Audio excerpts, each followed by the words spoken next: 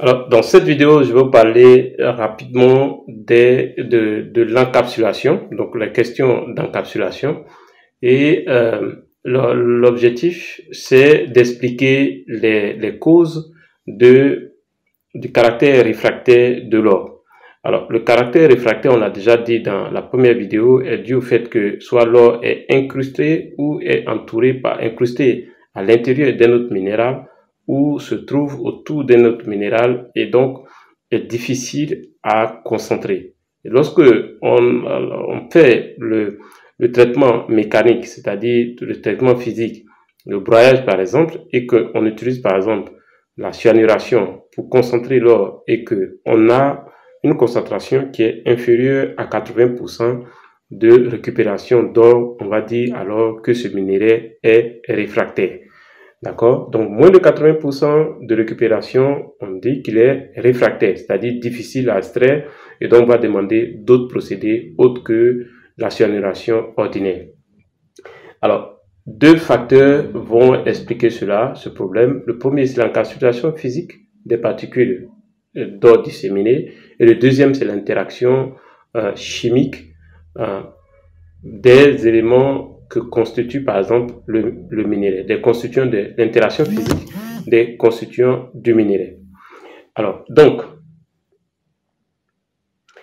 dans cette vidéo, nous allons parler de l'encapsulation physique. Alors, l'encapsulation physique, pour remédier à l'encapsulation physique, il est véritablement important de comprendre où se trouve, de comprendre l'or qui se trouve dans ce minerai ou dans cette roche.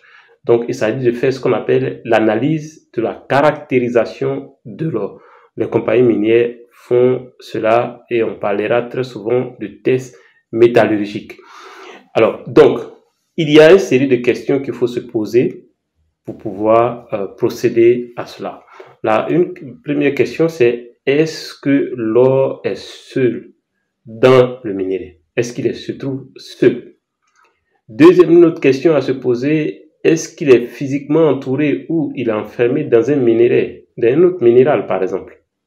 Donc, il peut être physiquement entouré par un autre minéral, ce qui empêche au cyanure de l'atteindre lors de la cyanuration, ou soit il peut être incrusté dans un autre minéral, ce qui va aussi empêcher la cyanuration de l'atteindre lors de ce qu'on appelle la lixiviation.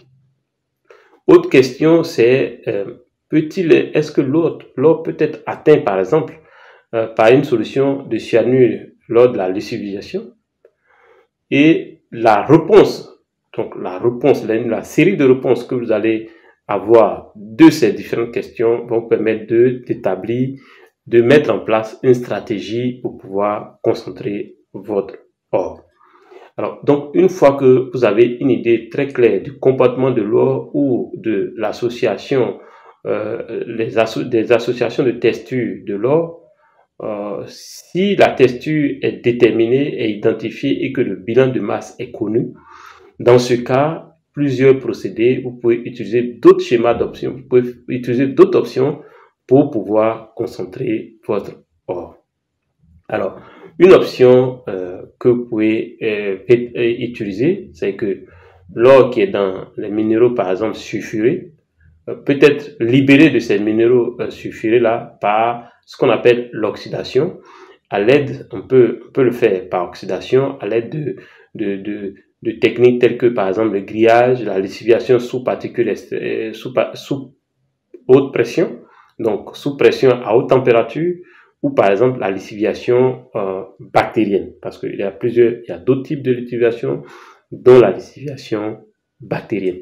Alors pour ça, notez que j'ai une formation complète concernant la métallurgie, et donc si vous êtes intéressé, vous voulez vous former en matière de traitement des minéraux ou la métallurgie ou la minéralogie, vous pouvez me contacter. J'ai une formation complète pour vous apprendre cela et c'est sanctionné par un certificat.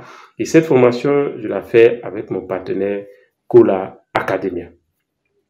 Alors, donc, vous pouvez, comme solution, si c'est de l'or qui est dans des minéraux sulfurés, on peut libérer cet or-là par oxydation à l'aide de techniques telles que par exemple le grillage, la lessivation sous pression à haute température ou la lessivation bactérienne. Alors, donc, il y a d'autres techniques qu'on peut utiliser en fonction de type, de l'analyse et de la caractérisation de l'or. Parce que vous devez faire cette analyse avant de voir le procédé qui sera adapté dans le cas où l'or est réfractaire. Alors, vous pouvez utiliser par exemple du broyage à une taille de particules extrêmement fine pour libérer l'or qui est encapsulé dans les sulfures. Donc, vous pouvez utiliser cela pour pouvoir concentrer votre or.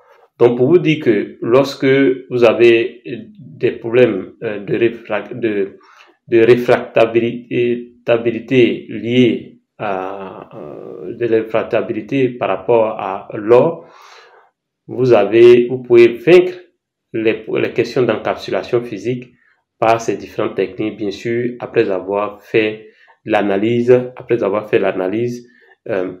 des caractéristiques, l'analyse de caractérisation de l'or. Si cette vidéo vous a plu, faites-moi un gros like et on se retrouve dans une prochaine vidéo pour parler de l'interaction chimique. On a dit que deux problèmes vont expliquer le caractère réfractaire de l'or. On a l'encapsulation physique et l'interaction chimique.